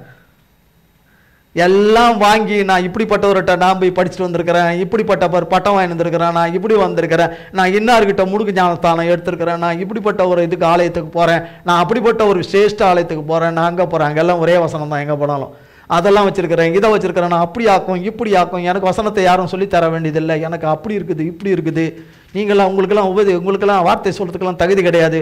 நோ நோ நோ, தேவனே என்கிட்ட தான் கேட்டு எல்லாத்தையும் தெரிஞ்சுக்கிறாரு. தேவனே சில நேரம் வசனம் மறந்துட்டாருன்னா அவங்க கிட்ட தான் கேட்டு தெரிஞ்சுக்கிறாராம். எங்ககிட்ட தான் தேவனே சில நேரம் தெரிஞ்சுக்கிறார். சில காரியம் என்ன செய்யணும்னு நம்மக்கிட்ட தான் கேட்குறாரு. சில ஆலோசனைகள் நம்மகிட்ட தான் கேட்குறாரு.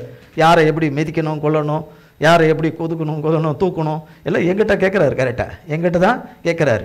நீங்கள்லாம் சொல்ல தகுதியற்றவங்க, நீங்கள்லாம் பாவிங்க, தகுதியற்றவங்க, நீங்கள்லாம் புறம்பே தள்ளப்பட்டவங்க, நீங்கள்லாம் விழுந்து போனவங்க, கரப்பட்டு போனவங்க, கள்ளர்கள், திருடர்கள் நீங்கள்லாம் என்றளவும் பேசுகிறார்கள். இன்றளவும் பேசுகிறார்கள். கர்த்தராகிய தேவன் அந்த கல்லனுக்கு 3 வருஷம் ஊழியத்தினுடைய முடிவில் இந்த கல்லனையும் அந்த அட்டவணையில் வச்சுருந்தார்.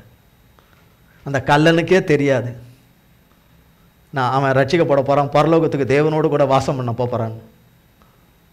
வாழ்க்கை முழுசும் அவன் எப்படி இருந்தது, ஆனால் கடைசி நேரத்தில் மாறிட்டான். அதுக்காக கடைசி நேரம் எப்போ பார்த்தாலும் கடைசி நேரத்தை ஏற்றுக்கிறது, சாவர நேரத்தில் நான் அவரை ஏற்றுக்கிறேன், கடைசி நேரத்தில் அப்படிலாம் அவனுடைய கல்லனுடைய மனசு வேறு. அப்போ அவன் எல்லாம் ஒரு அறிக்கை நாம் பண்ணவே மாட்டோம். ஏன்னா மனசு அப்படிப்பட்ட இருதயம். அவன் சொல்கிறான் பாருங்க, மற்றவனை நோக்கி நீ இந்த ஆக்கினைக்கு உட்பட்டவனாக இருந்தும் தேவனுக்கு பயப்படுகிறது இல்லையா? நாமும் நியாயப்படி தண்டிக்கப்படுகிறோம், நாம் நடப்பித்தவைகளுக்காக தக்க பலனை அடைகிறோம். இவரோ தகாதது ஒன்றை நடப்பிக்கலையே. நம்மளை போட்டு கும்முன்னு கும்முறதும், நம்மளை திட்டுறதும், நம்மளை போட்டு ஆணியில் அடித்து கொண்டு போய் தொங்க விடுறதும் சரி. அவர் எதுவுமே செய்யாதவர் எதுக்காக இவ்வளவு பெரிய இதை அவர் ஏற்றுக்கொள்ளணும்? அதுலேயும் அந்த நிலைமையிலும் எல்லாரும் மன்னிக்கிறாரே. எல்லாம் மற்றவங்களுக்காக தானே பேசுகிறாரு, அவருக்காக எதையும் பேச மாட்டாரே, ஒரு வார்த்தை திட்ட மாட்டாரே, கொல்ல மாட்டாரே.